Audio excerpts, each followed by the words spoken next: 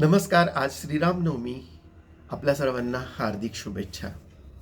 मंडळी, अनेक प्रकारच्या बुद्धिमत्ता असतात. EQ, IQ, SQ म्हणजे emotional quotient, spiritual quotient, intelligence quotient आणि इतर प्रकारच्या काही बुद्धिमत्ता.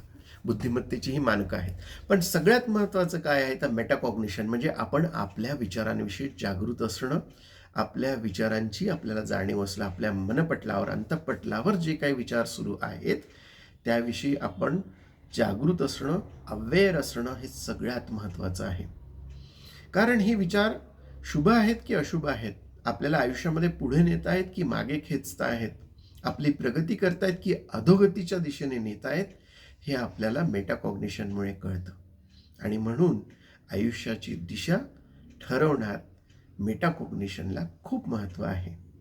मंडळी, या शुभ दिवशी आपल्या सगळ्यांच्या मांगल्याची, स्वास्थ्याची आणि समृद्धीची प्रभू श्रीराम चरणी प्रार्थना करतो. जय श्रीराम. धन्यवाद.